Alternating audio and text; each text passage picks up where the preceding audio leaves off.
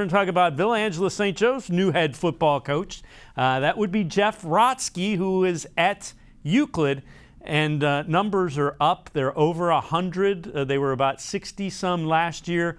I'm expecting the Vikings to be very, very good in Division IV and quickly. I would agree with you, Dave. This is, in Division IV, to me, as you look across the state, that's always the one that's wide open. Like, for example, Lake Catholic last year, they were like a 16 seed, and they go all the way to the state championship and just fall short. So you never know what you're going to get in Division IV.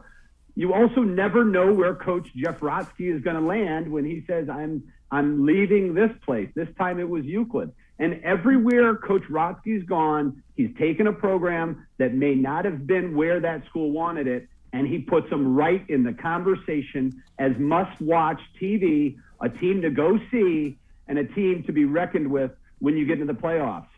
I expect Coach Rotsky to turn VASJ around and in a hurry. And a big reason for that is his ability to get kids out of the hallways and out on the football field. You mentioned those numbers up.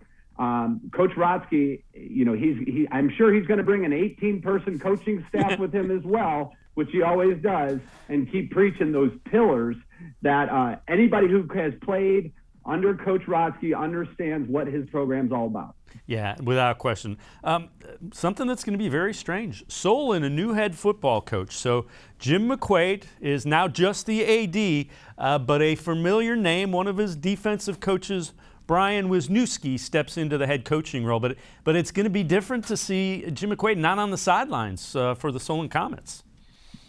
Yeah, or on the sidelines, making sure that everything is right and not talking about the right guys in the huddle, just making sure the right people are on the sidelines. You know, Dave, as an aside, I always think it's interesting to have a head coach who's an athletic director, because I know the stress these coaches go through in a week when they're just the football coach. But now you have to take on these other responsibilities. So, a part of me thinks Coach McQuaid is going to sit there on Friday night and be much more relaxed than he's been in many, many years. As for the Comets, Brian Wisniewski, the last 2 years he's been the defensive coordinator at Solon. That's where championships are born, is on the defensive side of the ball. So I think Solon is in good hands with Coach Wisniewski, and also knowing Coach McQuaid, he was not going to leave the Solon Comets in bad hands. And when you have his blessing, that's already a step in the right direction.